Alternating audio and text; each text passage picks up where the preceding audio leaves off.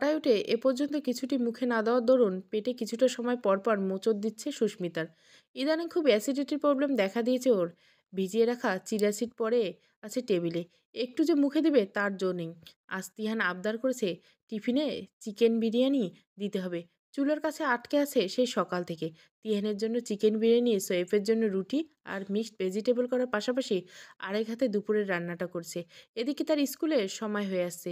সেদিন হেড স্যারের কাছ থেকে বড্ড তিতেকুটে কথা শুনেছে সুস্মিতা দেরির জন্য। কিন্তু তার কি করার আছে? সে কি দেরি করতে চায়? রাতে ঘুমাতে যেতে যেতে বেশি দেরি হয় সুস্মিতার। অবশ্যই এটা হতো না যদি সাহেবের অফিস টাইমটা ঠিক থাকতো। একটা গার্মেন্টে ইনচার্জ হিসেবে আসেন সাহেব। বেতন ৩৬,০০০, ওভারটাইম করলে ৪০ হয়। এই বাজারে একটু কষ্ট করে বাড়তি ৪,০০০ টাকা পেলে খারাপ কি? রাত ১১টায় কখনো ১২টায় ওই শ্রীপুর থেকে নবনীগড় ফেরে সাহেব। ততক্ষণ অবধি জেগে থাকে সুস্মিতা। সাইফ ফিরলে ওকে খাইয়ে নিজে খেয়ে দুজনে সারা রাত কাটিয়ে ঘুমাতে ঘুমাতে রাত ১:৩০ বেজে যায় রোজ। সাহেব অবশ্য ওকে বলে ঘুমিয়ে যেতে। তবে সুস্মিতা চাকরি নেওয়ার আগে নিজেকে কথা দিয়েছিল কোনো অবস্থাতে সাহেবের প্রতি তার দায়িত্বের খামতি যেন হতে দেবে না।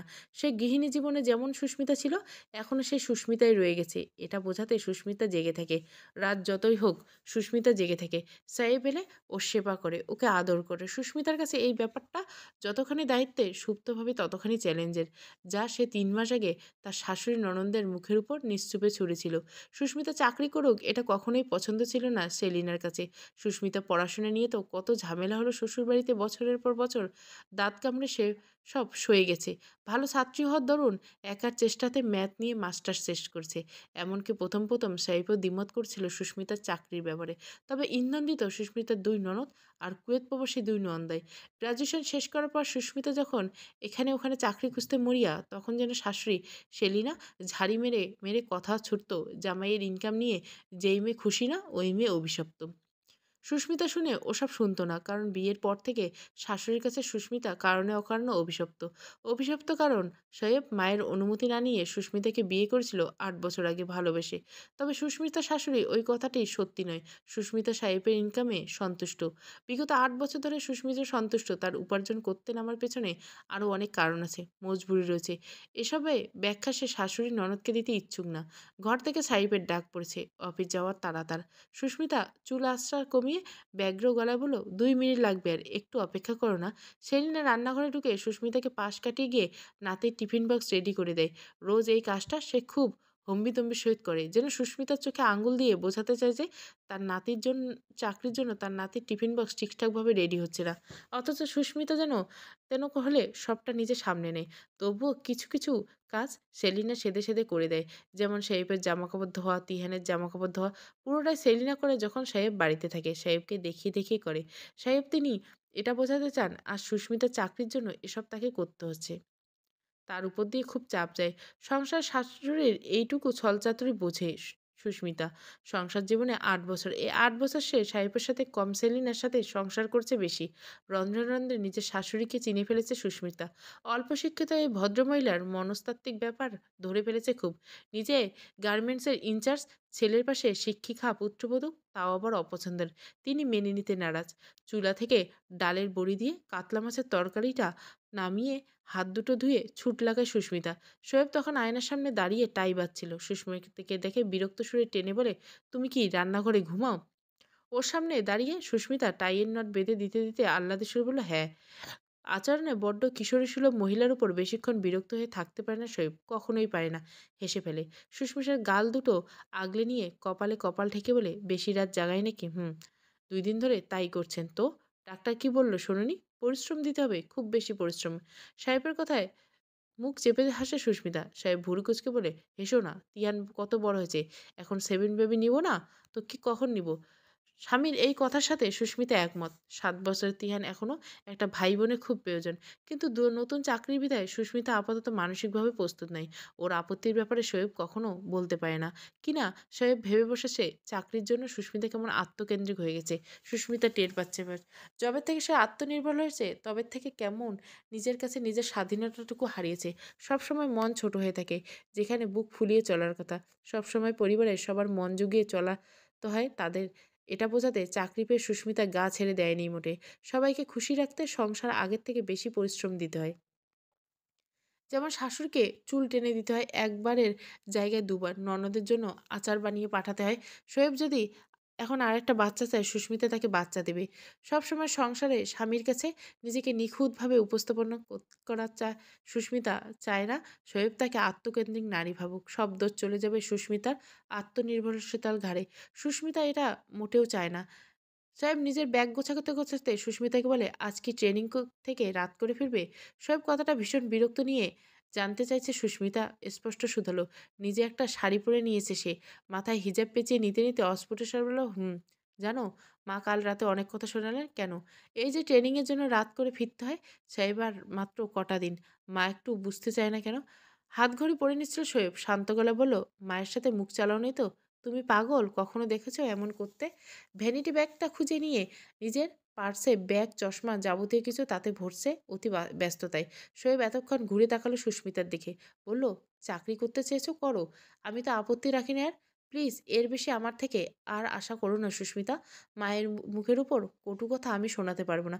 তুমি চাকরি করবে, তোমার এই সংসারে টুকটাক এ ধরনের কথা শুনতে হবে।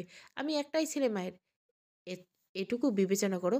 সুস্মিতা সামান্য হাসে, সে হাসি ছিল মলিন। সাহেব তার মায়ের একটা ছেলে, সাহেব তো সুস্মিতার একটাই স্বামী। একমাত্র স্বামী হিসেবে সুস্মিতা আশা করতো সংসারে সাহেব সুস্মিতার পক্ষে কথা না বললেও উচিত কথাটা অন্তত বলে যাবে। মায়ের একমাত্র ছেলে বিদায় সাহেব সে তা বলতে পারেনি। একমাত্র ছেলে হলে বুঝি উচিত অনুচিত জ্ঞান হারাতে হয়? সত্যি বলতে সাহেব এ ধরনের কথায় আগে মন খারাপ হতো, সময়ের সাথে সাথে এসব সয়ে গিয়েছে।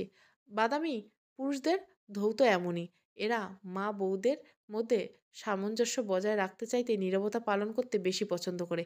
এই সহজ সত্যিটুকু সুস্মিতা সহজভাবে মেনে নিয়েছে বিয়ের পরের বছর। যখন তিয়ান জন্ম নিয়েছিল সুস্মিতার, তবুও সুস্মিতা শোয়েবের ওপর কখনো বিরক্ত হয় না। সে জানে সব কিছু কাটছাট করে বাদ দিলে দিন শেষে শোয়েব তাকে নিভৃতে যে আদরটুকু যত্নটুকু দেয়, সুস্মিতার কাছে ওটাই ঢের। ন্যায় অন্যায় গলা উঁচিয়ে বলার মতো পুরুষ তার স্বামী নয়, তবুও তার স্বামী আর পাঁচটা পুরুষের চেয়ে ঢের উত্তম। সুস্মিতা এটুকুতেই বিশ্বাস করে। বলেছিলাম, মা কি খুব বকেছে? না বকেনি, শুধু বাঁকা বাঁকা কথা বলে। আমি লোভী, আমার চোখ ফুটে গিয়েছে, হ্যান ত্যান সব দুনিয়ার আর কাউকে ব্যাখ্যা দেওয়ার প্রয়োজন বোধ আমি করিনি কখনো। তুমি জানো আমি চাকরিটা কেন নিয়েছি? আমার বাবা মায়ের একটা ছেলে নেই, বাবার বাড়তি ইনকাম নেই, মা অসুস্থ, ধারি জমি নেই, একটা চালের বস্তা 2800 টাকা দিয়ে কিনতে হয়, মায়ের ওষুধ, আরও কত খরচা। আর চার বোন, যদি না দেখি কে দেখবে বাবা মাকে? কথাগুলো বলতে বলতে সুস্মিতা থামলো। প্রতিবার এসব বলতে গিয়ে তার কেমন গলা কেঁপে উঠে হতাশায়। শোয়েব মিনিটখানেক চুপ থেকে আসছি বলে ঘর থেকে বেরিয়ে যায়। তিহানকে স্কুলে দিয়ে আসার দায়িত্বটা শোয়েবের। সাভার ক্যান্টনমেন্ট পাবলিক স্কুলে পড়েছে তিহান। সুস্মিতা চাকরি পেয়েছে হিমায়তপুরের একটা স্কুলে, পাশাপাশি প্রশিক্ষণ নিচ্ছে। গত 1 মাস ধরে সকাল থেকে রাত কেটেছে তার বাইরে। অবশ্য ট্রেনিংয়ের শেষে এই ব্যস্ততা তার কেটে যাবে। এখন শুধু নিজের স্কুল, তিহান আর সংসার। সুস্মিতা জানে সে একই কাজে একসাথে নিপুণা, কর্মজীবী এবং সংসারী নারী হতে পারে। এটুকু আত্মবিশ্বাস তার আছে। আজকের দিনটা ছিল সুস্মিতার কর্মজীবনে সবচেয়ে ব্যস্ত দিন। স্কুল থেকে কেন্দ্রে এসে ম্যাজিস্ট্রেটের সাথে মিটিং শেষ হতে হতে সন্ধ্যা, তারপর প্রশিক্ষণ, রাত 9টা অবধি আটক ছিল আজ। এরপর যখন কেন্দ্রের বাইরে গিয়ে হাঁপ ছিল, ঠিক সেই মুহূর্তে ওর ফোনে কল এলো মায়ের। সুস্মিতা ক্লান্ত আঙ্গুল চালিয়ে কল রিসিভ করে মায়ের সাথে কথা বলে। ওপাশে সুস্মিতার মা জরির অসুস্থ কণ্ঠ, খুব বিপদে পড়ে মেয়েকে আজ কল করেছে। মলিনতার কণ্ঠে প্রকাশ করে, আম্মা তুই বেতন পাইছিস এ মাসে? হ্যাঁ পেয়েছি তো মা, আমি কাল টাকা পাঠাবো তোমাকে, টাকা চিন্তা করো না। ক্লান্ত স্বরে সুস্মিতা জবাব দিতে জরি বলল, তুই কি বিরক্ত হয়েছিস? বিরক্ত হন কেন মা, আজব তো। জরি কাশলেন, কাশিটা খুব বেড়েছে। কিছুক্ষণ কেশে কেমন আড়ষ্ট গলায় বলতে থাকলেন, কি বলতো, মেয়েদের কাছে টাকা চাইতে আমাদেরও লজ্জা লাগে। আচ্ছা জামাই তোরে কিছু কয় না তো? এবার একটু মেজাজ দেখে সুস্মিতা। মেয়েদের কাছে টাকা চাইতে লজ্জা লাগবে তোমার কেন? মেয়েদের কি তোমরা কষ্ট করে জন্ম দাওনি? আমাকে ইন্টারমিডিয়েট অবধি তোমরা পড়াওনি, খরচা করোনি? আমি তোমাদের জন্য ইনকাম করব না? সেই বাবা মাকে যখন ওর কাছ থেকে টাকা দেয় তাদের কি লজ্জা লাগে? তোমাদের কেন লাগবে তবে? আর মা শোনো, তোমার জামাই অমর না, সে খুব ভালো, তুমি নির্দ্বিধায় টাকা চাইবে। কত টাকা লাগবে বলো? ওই তো চাল কিনবো, আর তোর আব্বা গরুর গোশত খাইতে চাইছে। ওই আহাম্মক লোকটা জিভ এত লম্বা হয়েছে সুস্মিতা, সে মনে করে তার মেয়ে লাখ লাখ টাকা ইনকাম করে। সুস্মিতা হাসে এবার, আদুরে গলায় মাকে বলে, হোক আমার আব্বার জিভ লম্বা। ছোটবেলার কথা মনে আছে তোমার? কত অভাবের মাঝে আমরা যা যা খাইতাম আব্বা এনে খাওয়াতো। এখন আব্বাকে একটু গরুর মাংস খাওয়াবো কি না? আচ্ছা গরুর মাংস বাপকে খাওয়ালে শ্বশুরকে কিনে খাওয়াইস, আমাদের জন্য নিজেদের সংসারে ঝামেলা করবি না, খবরদার। আচ্ছা, আচ্ছা, রাখছি। হাসতে, হাসতে কল কাটে সুস্মিতা। হেমায়েতপুরের এই রাস্তাটা খুব নিরিবিলি সচরাচর। এখান থেকে আমিনবাজার অবধি কোনো স্টপেজ নেই। কেন্দ্রের সামনে কিছু মেডিকেল শপ রয়েছে। আর আছে ভ্রাম্যমাণ কিছু ফলের দোকান। ওখান থেকে সুস্মিতা টিহানের জন্য অ্যাভোকাডো নিল। বেশ দামি এই ফলটা, তিহান খেতে চায়। আগে হলে এত দামি ফল সুস্মিতা ছেলেকে খাওয়াতো। শোয়েবের বেতন দিয়ে সংসার চলে যেত দারুণভাবে। তবে এই টুকটাক বিলাসিতা হতো না। এখন নিজের সচ্ছলতার জন্য ছেলের বিভিন্ন আবদার মেটায়। সাহেবের উপর চাপ কমছে। ভাবতে ভাবতে সূক্ষ্ম অহংকারবোধে মৃদু শ্বাস ফেলে সুস্মিতা। তখন বাস এসে থামে ওর সামনে। হেল্পার তার ক্যানক্যানে গলায় চিল্লিয়ে বলে, এই radio colony, CNB, Enam medical, Jahangirnagar, Nabinganj. বাসের চেহারা দেখে পছন্দ হয়নি যদিও। সুস্মিতা ফলওয়ালাকে টাকা দিয়ে তবুও উঠে পড়ে বাসে। আজ এমনিতেই দেরি হয়েছে, সুন্দর বাস দেখে কি করবে, বাড়ি পৌঁছাতে পারলে হলো। শিপমেন্টের ঝামেলা সামলে আজ সাহেবের মন মেজাজ এমনিতে খুব তুঙ্গে। তার মেজাজ খেসরত দিতে হয়েছে দুই কর্মীকে। পণ্য নষ্ট করায় যা তা বলে গালাগাল করে চাকরিচ্যুত করেছে। বিষয়টা নিয়ে তার ভীষণ অপরাধবোধে ভুগছে শোয়েব। মনটা বিষিয়েছে। ঠিক অমন সময় সেলিনার কল। অনীহা নিয়ে ফোনটা রিসিভ করলো শোয়েব। ওপাশে সেলিনার কর্কশ গলা। এই, তোর বউ পেয়েছেটা কি? রাত পার করে বাড়িতে ফিরবে? বাচ্চা একটা জন্ম দিয়ে ছেড়ে দিয়েছে। চোখে শুধু টাকা দেখে লোভী মেয়েমানুষ। সাহেব মায়ের মুখে উপর উচ্চবাক্য করে না। মাকে একটু শান্ত করে চেষ্টায় কণ্ঠ খাদে নামিয়ে বলে, আজ ম্যাজিস্ট্রেট আসবে, সেজন্য একটু দেরি হচ্ছে। দেখছি আমি, তুমি তিহানকে খাইয়ে দিয়ে ঘুমিয়ে পড়ো। হ্যাঁ, তুই দেখতেই থাক আর সংসারটা ভেসে যাক। সেলিনা দুম করে কল কেটে দেওয়ার পর সাহেব দীর্ঘ নিঃশ্বাস পেলে। হঠাৎ একটু বিরক্ত হলো সুস্মিতার উপর। তবে এই বিরক্ত সমসাময়িক। সাহেব এখন অবধি বিশ্বাস করে সুস্মিতা সব দারুণভাবে সামলাবে। জিএম স্যারকে পাঠিয়েছে শুনে শোয়েব সাংসারিক ভাবনা থেকে গা ঝাড়া দিয়ে বেরিয়ে নিজের কাজে মন দেয়। কাজে হেলা করলে তো চলবে না। সুস্মিতা যতই চাকরি করুক, দিন শেষে তো চাকরি খুইয়ে বসে থাকলে লাভটা কি? ঠিক ৮ ঘন্টা পরে সাইফের ফোনে কল আসে সুস্মিতার নাম্বার থেকে। জিএম স্যারের কেবিন থেকে বেরিয়ে একপাশে গিয়ে দাঁড়ায়। কলটা রিসিভ করে মুখ চেপে হ্যালো বলে। Hello, hello. ওপাশ থেকে পুরুষালী ভড়ক কিশোরে চমকে ওঠে সাহেব। নিমেষে ছটপটি বলে কে বলছেন? আমার ওয়াইফের ফোন এটা। ফোনের ওপাশ থেকে হট্টগোল শোনা যাচ্ছে। কিছু অ্যাম্বুলেন্সের আওয়াজ শোনা যাচ্ছে। এর মাঝে অপরিচিত ব্যক্তি বলে, আমি সাবার ক্যান্টিন থেকে ক্যাপ্টেন আসিফ বলছি। উদ্বিগ্ন চিন্তিত সাহেব বলে, এটা আমার ওয়াইফের ফোন, আপনার কাছে কেন? ওপাশের লোকটা মিনিটখানেক চুপ থাকলো। তারপর বলল, আপনার ওয়াইফ আমরা এই এরিয়া থেকে রেস্কিউ করছি। She was raped and while ago. আপনি আসুন। মস্তিষ্কে তখন নিশ্চল হয়ে পড়ে। ও একটা বিশ্রী ঘোরের মধ্যে পড়েছে, যেটা থেকে বেরোতে পারছে না কিছুতেই। চোখের সামনে সবকিছু দেখছে ওলটপালট। দেখছে তিহানকে নিয়ে আর সুস্মিতা শুক্রবার বিকেলে ফান্টাসি কিংডমে ঘুরতে এসেছে। ওরা আনন্দ করছে। সুস্মিতা সাহেবের সাধ্যের মাঝে একটু একটু আবদার করছে ঠোঁট ফুলিয়ে। কতটা চমৎকার সেই কাল্পনিক দৃশ্য, অথচ সামনের দৃশ্যটা কতটা নির্মম ভয়ঙ্কর। সামনে দাঁড়িয়ে থাকা জঙ্গলি ছাপার ইউনিফর্ম পরিহিত লোকগুলো সাহেবকে তার চেয়ে বেশি নির্মম মনে হচ্ছে যারা অকপটে বলাবলি করছে তার বউয়ের ব্যাপারে। সাহেব আবার ইচ্ছা করছিল এই লোকগুলো মুখ বরাবর লাথি মারতে, ওদেরকে থামিয়ে দিতে। রিকভার হতে সময় লাগবে, আপাতত এত খোঁচাখুচি করবেন না, একটু সময় দিন, এই ওষুধগুলো আনুন। সুস্মিতার কথা জানতে গেলে ডাক্তার ধমক খেয়ে গুটিয়ে যায় শোয়েব। হাত বাড়িয়ে কাগজটা নিয়ে দাঁড়িয়ে থাকে। সেদিকে তার ভাবলে যে দৃষ্টি ফেলে। পাশ থেকে দুজন নার্স হেঁটে যাচ্ছিল বলতে বলতে, আরে ভয়াবহ ব্যাপার, কামড়ে কামড়ে কি অবস্থা। অ্যালোথাব্রো ভেজাইনা, কি জানোয়ার, গলায় ফাঁসের দাগ রয়েছে। সব কয়টা কম বয়সী ছেলে। একজন বাসের হেল্পার, আরেকজন কন্ডাক্টর আর ড্রাইভার। ঝোগের মাথায় করে ফেলছে তো, পরিণত কি হতে পারে ভাবেনি। সাভার ক্যান্টিনের এরিয়ার আজ আর্মি টহল দিচ্ছে, ধরা খেয়ে গিয়েছে। এত এবড়ো থেবড়ো ভেজাই না সব। শোয়েব শব্দটা শোনামাত্র নার্সের মুখের দিকে ফ্যালফ্যাল করে তাকিয়ে থাকলো। কিছুক্ষণ ওভাবে তাকিয়ে থেকে সদর হাসপাতালের জরুরি বিভাগে সংযুক্ত বাথরুমে গিয়ে হরহর করে বমি করলো। হঠাৎ খেয়াল হলো আজ গোটা দিনটা শিপমেন্টের ঝামেলায় কিছুই খাওয়া হয়নি তার। আর্মির এক লোক গিয়ে শোয়েবকে ততক্ষণে শক্ত হাতে ধরলেন। কিছুটা সময় দেয় ওকে নিজেকে সামলাতো। তারপর এক বোতল পানি এগিয়ে দিয়ে বলেন, আপনি বসবেন? বসুন। শোয়েব বসে না, বমি করে হাঁপাচ্ছে। চোখ দুটো এক নিমেষে টকটকে লাল হয়ে। ঘূর্ণায়মান চোখের দৃষ্টি তখন আশপাশটা দেখছে। দেখছে কিছু কৌতূহল, ভাবাবেগ শূন্য দৃষ্টি তাকে খুব কৌতূহল নিয়ে দেখছে একজন রেপ কেসের ভিকটিমের হাজবেন্ডকে। ওরা কি করুণ চোখে চাইছে ওপাশে পুলিশের লোক এসেছে সাপার থানা থেকে। তারা কথা বলছে আর্মির লোকগুলোর সাথে। মাঝখানে সাহেব দাঁড়িয়ে আছে কাঠপুতুলের মতো, একজন রেপ ভিকটিমের হাজবেন্ডের মতো। ধর্ষক তিনজন হাতে নাতে ধরা পড়ছে, তারা পুলিশি হেফাজতে। শোয়েব এখানে দলবল নিয়ে এদের আসার দরুন প্রচণ্ড বিরক্ত। ওর মন চাইলো পুলিশের লোকগুলোর মুখে ৩-৪টা লাথি মারতে। আপনি ঠিক আছেন? শোয়েব দুলছে। এক কনস্টেবলের নজর পড়তে শোয়েব চোখ মুখ কঠিন করে মাথা নাড়ায়। ওকে দেখাচ্ছে একটা শক্ত প্রস্তরখণ্ডের ন্যায়, গলার স্বরও তেমন। ওর সামনে পুরুষগুলো চমকে দিয়ে বলে ওঠে, এসব আপনারা জানাজানি করবেন। লোকগুলো ভীষণ অবাক। একজন বলে, বিষয়টা লুকিয়ে কি দরকার? কালপ্রিটদের শাস্তি পেতে হবে। না, এই বাইরে প্রেস বা জার্নালিস্ট, বেশি কিছু হয়নি। এক আর্মির লোক বলে, আমরা প্রেসের সামনে ইন্টারভিউ দিলে ভিকটিমের নাম পরিচয় উল্লেখ করি না। দুশ্চিন্তা করবেন না। ওনার জ্ঞান ফিরলে, একটু সুস্থ হলে ওনার একটা বয়ান নিয়ে আসবেন সাভার থেকে। আপনাদের ঝামেলা এ পর্যন্ত। আইনের উপর ভরসা রাখুন। সাহেব আইনের উপর ভরসা রাখবে কিনা বোঝা গেল না। আপাতত এই লোকগুলোর সামনে থেকে তার গিয়ে কোথাও লুকাতে ইচ্ছা করে। কোথাও কোনো নির্জন জায়গায়। এ কি, আপনি মেডিসিনগুলো আনলেন না? ইনজেকশনগুলো পুশ করতে হবে পেশেন্টকে, জলদি করুন। সুস্মিতা কেবিন থেকে একজন সিনিয়র নার্স মাথা বের করে গলা উঁচিয়ে বলতে শোয়েব নড়েচড়ে ওঠে। আরও একবার ফ্যাকাশে মুখে হাতের কাগজটা দেখে ক্লান্ত পায়ে এগিয়ে যায় করিডোরে। ইনজেকশন দুটো এনে নার্সের হাতে দিতে ফোনটা বেজে ওঠে শোয়েবের। বড় বোন নীরার নাম্বার থেকে কল এসেছে। ওপাশে তিহানের কান্না মিশ্রিত গলার স্বর শুনে ছ্যাদ করে ওঠে বুকটা। আব্বু আম্মু কই? দাদি আম্মাকে ফুপির বাসায় রেখে কোথায় গিয়েছে? তোমরা কেন আসছো না? ছেলের কথায় জবাব দিতে পারে না। তার দৃষ্টি জরুরি বিভাগে ৭ নম্বর মহিলা কেবিনের দরজায় নিবন্ধ। একজন নার্স হঠাৎ করে বলে, পেশেন্ট সেন্স এখন। ফারজানা, এর বাড়ির লোকজন কোথায়? ফারজানা? ফারজানা নামের নার্সটি নিজের ডেস্ক থেকে উঠে আশেপাশে তাকায়।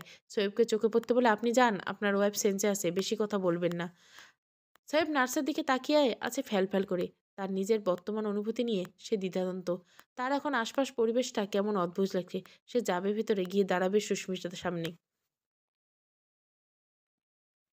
কি বলবে ভেবে পাচ্ছে না সাহেব। নার্স দুজন প্রথম থেকে সাহেবের উপর বিরক্ত। লোকটাকে তাদের আচরণ বোকা টাইপের মনে হচ্ছে। জেনে কিছুই জানে না, বোঝে না, যেন নড়ে চড়ে না। কি হলো যান? ম্যাডাম একটু উপর রাউন্ডে আসবে, দেখা করে আসেন তার আগে। বেডে সোজা করে শুইয়ে রাখা হচ্ছে সুস্মিতাকে, পা থেকে গলা অবধি সাদা চামড়ে আবৃত। ডান হাতটা যেটাতে স্যালাইন চলছে সেটা তুলে রাখা হয়েছে সুস্মিতার পেটের উপর। কেবিনের দরজা ভিজিয়ে সাহেব ঘুরে তাকিয়ে সুস্মিতার পা মাথা দেখালো। কপালে গজ, মাথার উপর ব্যান্ডেজ পড়ছে। তবে গালে খামচির দাগ স্পষ্ট। শোয়েব এগিয়ে যায় ধীর পায়ে। তারপর যখন সুস্মিতার পিটপিট করে তাকালো, দৃষ্টিতে দৃষ্টি মেলালো। শোয়েব স্থির হয়ে ওখানে দাঁড়িয়ে রইল ঠায়। সুস্মিতার চোখ জোড়া ছিল টকটকে লাল, যেন ওর চোখ থেকে রক্ত নামছে শরীরে অশুদ্ধির। সুস্মিতা পাথুরে চোখে তাকিয়ে আছে শোয়েবের দিকে। না কথা বলার মতো অবস্থায় আছে, না নড়াচড়া করার মতো। আপাতত মনে হয় কোমরের নিচ থেকে কোনো জোর পাবে না। দু চোখে সুস্মিতার পানি নেই। শোয়েবকে দেখে ভাঙে না কোনো অদ্ভুত কারণে। কেন জানি না আর ৫টা মেয়ের মতো চিল্লিয়ে কাঁদতে পারছে না। ওর মস্তিষ্ক ওকে আপাতত বলছে, সুস্মিতা, তোর গলায় ফাঁস পড়তে গিয়েও পড়েনি। তুই বেঁচে আছিস, একটু ধৈর্য ধর। একটু ব্যথাটা গাশ হয়ে যাক, তারপর কাঁদিস। সুস্মিতা ভেতর থেকে কোনো এক সুস্মিতা বুঝি তাকে সান্ত্বনা দেয়। পরপর হাতের আঙুল নাড়িয়ে সাহেবকে কিছু বলতে চাই। সাহেব এগিয়ে গিয়ে বুঝতে চাইলে সুস্মিতাকে। অদ্ভুত ভঙ্গিতে বলল, তিহানের কথা জানতে চাইছো? তিহান আছে, ওর বড় ফুফুর কাছে খেয়েছে।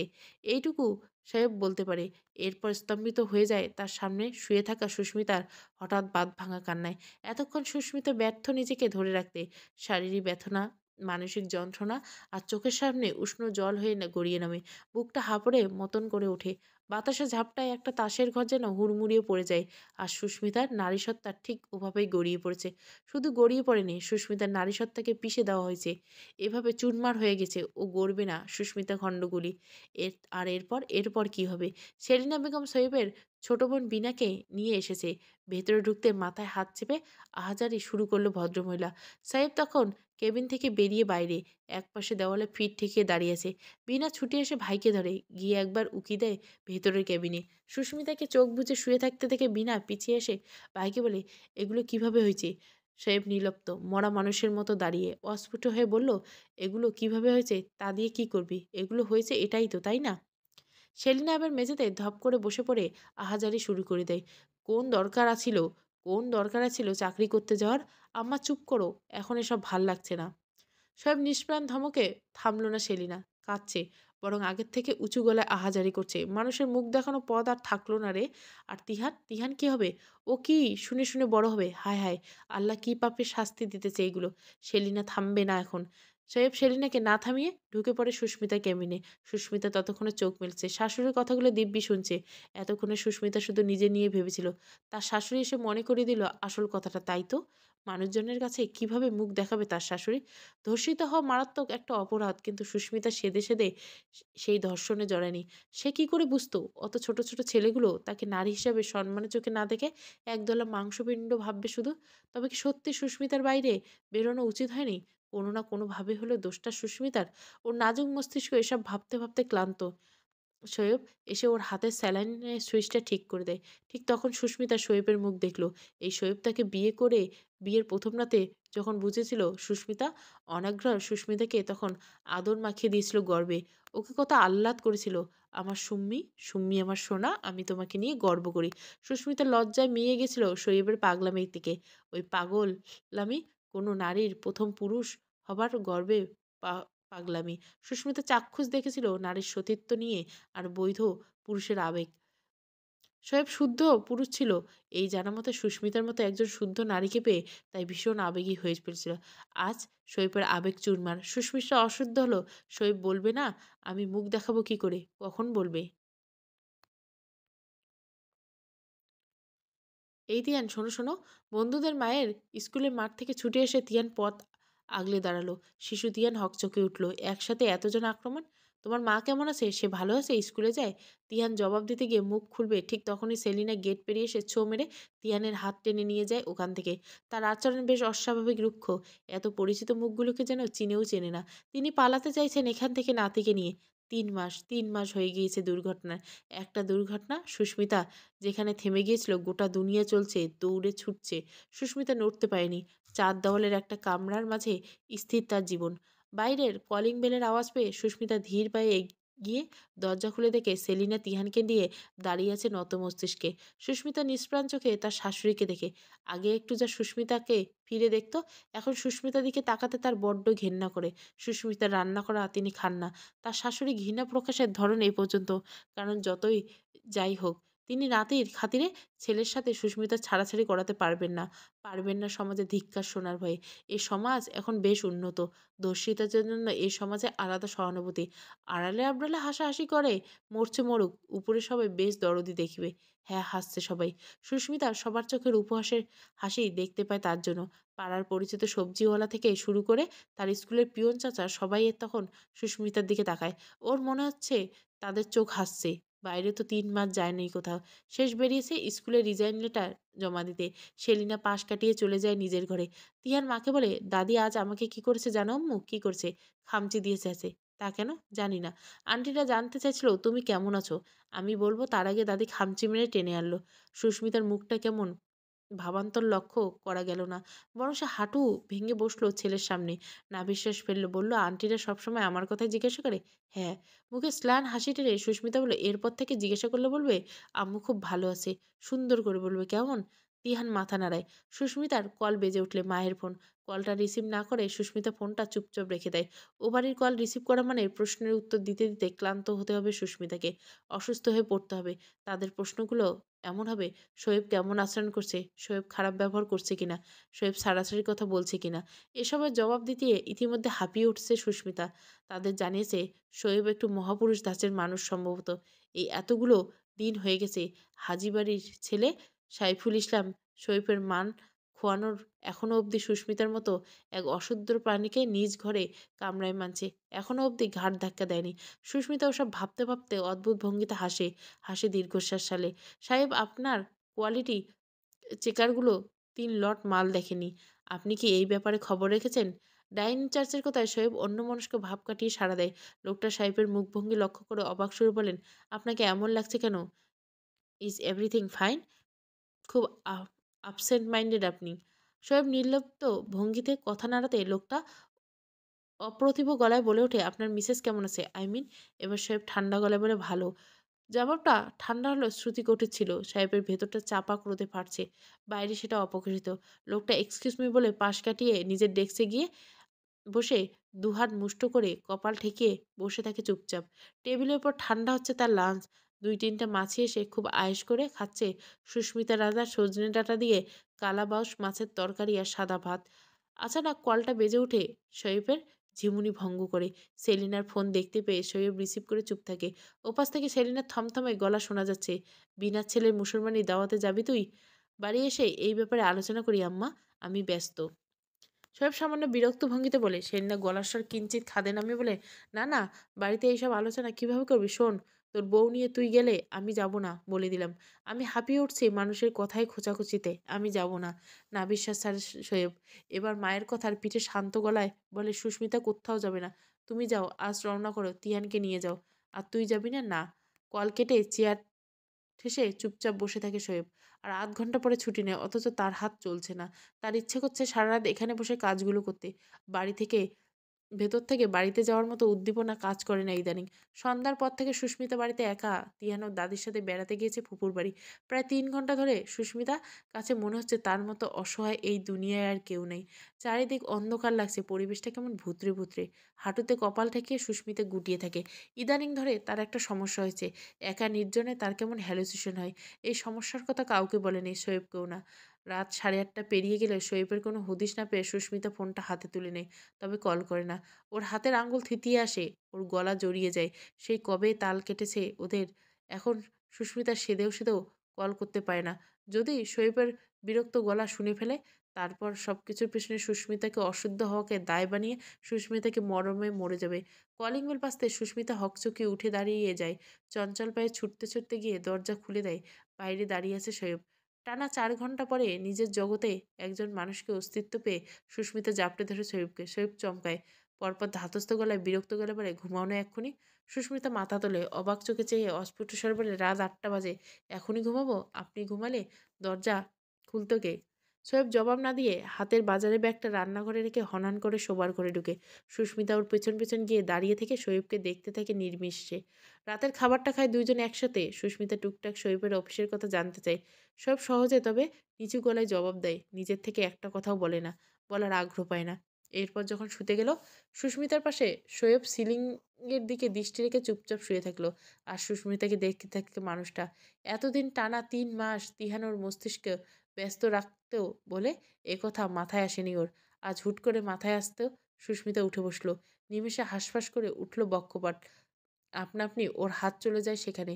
কম্পমান স্বরে সুস্মিতা ফিসফিস করে বলে, তুমি আমায় আদর করো না কেন? অন্যমনস্ক ভাব কেটে যায় শোয়েবের। সুস্মিতার অস্বাভাবিক মুখ চোখের ভঙ্গি দেখে সে উঠে বসে। সুস্মিতার কথার জবাবে কিছু বলতে যাবে, তার আগে সুস্মিতা আবার বলে, কেন আসো না তুমি আর আমার কাছে? নীরবে শ্বাস ফেলে শোয়েব শীতল স্বরে বলে, ঘুমাও প্লিজ। সুস্মিতা শোয়েবের প্লিজ শোনে না। ক্রমশ ওর মুখ চোখের ভঙ্গি এলোমেলো হয়। শরীর জুড়ে মৃগী রোগীর ন্যায় কাঁপন কণ্ঠে কণ্ঠ জড়ায়। না বলো না কেন তুমি আমাকে আদর করো না? আমি তো সুস্থ, তোমার চাহিদা জাগে না? শোয়েব স্থির হয়ে বসে আছে। সুস্মিতার কেমন পাগল পাগল লাগছে। হাঁটুতে ঘষে এগিয়ে গিয়ে শোয়েবের ঘনিষ্ঠ হয়ে বসে শোয়েবের হাত দুটো টেনে নিয়ে নিজের গাল চেপে ধরে আকুল হয়ে বলে, এই দেখো আমি তোমার সুস্মিতা, সে আগের সুস্মিতা। আমার গলার স্বর, আমার চোখ, আমার ঠোঁট দেখো। তুমি কেন আসো না আমার কাছে? শোয়েব ক্রন্দন্ত সুস্মিতার ২ হাত আলতো করে সরিয়ে দিয়ে অনবরত গলায় বলে, থামবে তুমি? একটু ঘুমাতে দাও, তুমি ঘুমাও। সুস্মিতা মুখ তুলে চায়। এক হাতে চোখের জল মুছে বলে, তুমি কি ছাড়াছাড়ি চাও? না। শোয়েব তৎক্ষণাৎ জবাব দেয়, যান্ত্রিক মানবের মতো। কোনো ভাবাবেগ নাই এই গলাতে। ওর নাতে জোর না পেয়ে সুস্মিতা কেমন দুলে ওঠে। অথচ সুস্মিতা আশা করেছিল শোয়েব নাটা হবে অন্যরকম। সেদিন কি ঠিক সেদিনের মতো শক্তিশালী। যখন পরিবারের সামনে শোয়েব বলেছিল সুস্মিতাকে ছাড়া শোয়েব আর কাউকে বিয়ে করবে না, সেই একই শোয়েব সুস্মিতার সামনে বসে আছে, কিন্তু একই নয়। এই শোয়েবের না বলার ধরন শুনে সুস্মিতার মরে যেতে মন যাচ্ছে। বুক ভরে দম ছেড়ে সুস্মিতা ২ হাতে নিজেকে গাল চেপে জলে মোছে। ক্ষীণ আওয়াজে বলে, তিহানের জন্য ডিভোর্স চাচ্ছ না? কোনো কথা আসছে না শোয়েবের, যেন বোবা হয়ে আসছে। সুস্মিতা অস্পষ্টে হেসে নিজেকে আবার বলে, অথচ আমাদের সম্পর্কটা শুরুটা তিহানের জন্য হয়েছিল। তিহানের জন্য আমাদের সম্পর্ক হয়নি, আমাদের সম্পর্কের জন্য তিহান হয়েছে। আমাদের সম্পর্ক টিকে থাকলে আমাদের জন্যই থাকবে, তিহানের জন্য না। বলো, তালাক চাও তুমি? তোমার কি গা ঘিনঘিন করছে আমার সাথে সংসার করতে? বুকের ভেতর জ্বলছে সুস্মিতার। ও বুঝতে পারছে ওর সাথে খুব খারাপ কিছু একটা হবে। হয়তো ওর দম পড়ে যাবে। তবু নিজেকে শান্ত করতে পারে না সে। কিন্তু হঠাৎ একটা অকল্পনীয় কাণ্ড ঘটে গেল ওর সাথে, যার কথা সুস্মিতা দুঃস্বপ্ন ভাবেনি। সৈয়ব চুলির মুঠি ধরল ওর। পরপর ৩টে থাপ্পড় মেরে উগরে দিল গত ৩ মাসের প্রতিদিনের হতাশা। চেঁচিয়ে উঠল সুস্মিতার পথে জমে থাকা সমস্ত আক্রোশ। কি দরকার ছিল? কি দরকার ছিল? কেন আমার এমন দিন দেখতে হলো? একটু দায় কি তোমার নেই সুস্মিতা? আসলেও কি নেই? একটা ছাপোষা গৃহিণী জীবন কাটালে খুব বেশি ক্ষতি হয়ে যেত? সুস্মিতা গত ৩ মাস আগের যাওয়া ভেঙে দুমড়ে মুচড়ে যাওয়ার ২৮-এর ভদ্রমহিলা নতুন করে আর ভাঙে না। শুধু এক জন্মের বিস্ময় নিয়ে দেখতে থাকে শোয়েবকে, যে কিনা নিজের চুল টানছে উন্মাদের মতো। সুস্মিতা জমে গেছে, তবে গলায় চলছে ওর। শ্বাস ফেলে বলে, গৃহিণী মহিলাদের সাথে কখনো এসব হয় না বলছো? টকটকে দুটো লাল চোখ তুলে শোয়েব বলে, হয়তো তোমার সাথে হতো না। হ্যাঁ, হতো না। শোয়েব, কি বলছো শোয়েব? জানো শোয়েব এটা জানে না শোয়েব সুস্মিতার সাথে কি করেছে। সুস্মিতা সেদিন ভেঙেছিল শুধু, তবুও সুস্মিতা কই মাছের প্রাণ বিধায় বেঁচেছিল। আর সুস্মিতার জানে পায়রা পায়তারা করছে। শোয়েব নিজে হতাশা যাচ্ছে। সুস্মিতা শোয়েব শেষ কথাটা শুনে হাসে, বলে, আমি চাকরি কেন করতাম? পড়াশোনা কেন শেষ করেছিলাম তবে? আমার বাপ মা নেই, তাদের খাওয়াতে হতো না? তাদের ছেলে নেই, তাদের ছেলে নেই সেই দায় আমার ছিল না, তাই না? শোয়েব যা বলেছে তা শোয়েব বলছে না। শোয়েবের মধ্যে এক পিশাচ ভর করছে। সে পিশাচ বলেছে। সুস্মিতা নিজেকে নিজে সান্ত্বনা দেয় এটা ভেবে। পরপর, আচ্ছা ওসব বাদ দাও, আসল কথায় আসি। আমার সাথে যেটা হয়েছে সেটা যদি ওই বাসে না হয়ে এই ঘরে হতো, এর দায় কার উপর চাপাতে তুমি, তোমরা? শোয়েব জবাব না দিয়ে উঠে দাঁড়ায়। পা মাথা তার জ্বলছে, হাত পা শিরশির করছে। এবার গিয়ে দুম করে গায়ের সমস্ত জোর খাটিয়ে দেওয়ালে একটা ঘুষি মারে। তবে ওখানেই থামে না। সে লাগাতার ঘুষাতে হাতটা ভেঙে ফেলতে চায়, তবুও চেষ্টা করে এতে করে হলেও যাতে হতাশা কেটে যায়। রোজ রোজ একটা রেপ ভিকটিমের স্বামী হয়ে বাঁচার চরম হতাশা। সুস্মিতা শান্ত দৃষ্টিতে তার সামনে অস্থির মানুষটাকে দেখছে। ৮ বছরের সংসার, মানুষটা তাকে ভালোবেসেছে। মাঝে মাঝে কথা রাখাতে কাঁদিয়েছে, রাগ দেখেছে, আবার আদর করেছে। তবে কখনো সুস্মিতা শোয়েবের গলার কাটা হয়নি। আজ হলো। শোয়েব না পারছে উগরাতে, না পারছে গিলতে। খুব অসহায় লাগছে শোয়েবকে। সকল জাগতিক অনুভূতির পাশে সরিয়ে সুস্মিতার জন্য শুধু মায়া হচ্ছে শোয়েবের। নাকের কাছটা কেমন ভেজা ঠেকালো সুস্মিতার। সুস্মিতা হাত ছুঁড়লে দেখলো রক্ত। শোয়েবের থাপড়ে রক্ত ঝরছে। শাড়ির আঁচলে মুখ মুছে নিল সুস্মিতা, বিছানায় গা এলিয়ে দেয়। শোয়েবকে উদ্দেশ্য করে নির্লিপ্ত গলে বলে, এসো, থামো, ঘুমাও প্লিজ। শোয়েব থামলো। যে বিধ্বংসী ঝড় তুলেছিল আচমকা আচমকা থামিয়ে দিয়ে সুস্মিতার দিকে তাকালো। এতক্ষণে শোয়েব হুঁশ ফিরে ছুটে এসে সুস্মিতাকে ধরলো, উদ্বিগ্ন গলে বলল, আমার মাথা ঠিক নেই সুস্মিতা, আমার সময় দাও, একটু সময় চাই। সুস্মিতা 10 মিনিট আগে মরে গিয়েছে। মৃত সুস্মিতা মলিন হেসে বলল, ও অভক্তি কাটাতে চাইছো? আচ্ছা, দিলাম। শোয়েব ২ হাত থেকে নিজেকে ছাড়িয়ে নিল। সুস্মিতা এলোমেলো পায়ে হেঁটে ব্যালকনিতে এসে ব্যালকনির দরজা লাগিয়ে দিতে বলল, ঘুমাও তুমি, আমি পরে আসবো। এরপর দেওয়ালে পিঠ ঠেকিয়ে আঁচল ছাড়িয়ে মেঝেতে বসে থাকে সুস্মিতা। বাইরে আকাশের ঝকঝকে এক চাঁদ যেন পৃথিবীর জুড়ে দ্রুতি চাপাচ্ছে। সুস্মিতা চুপচাপ ওই চাঁদ দেখে। টের পেল বেঁচে থাকতে চাঁদটাকে যতটা ভালো লাগতো, এখন মরে যাওয়ার পরেও খারাপ লাগছে না। সমাপ্ত। নারী নারীত্ব, সতী সতীত্ব, ইত্যাদি ইত্যাদি গল্প। ভালো লাগলে অবশ্যই লাইক, শেয়ার এবং সাবস্ক্রাইব করবেন। Thank you for watching.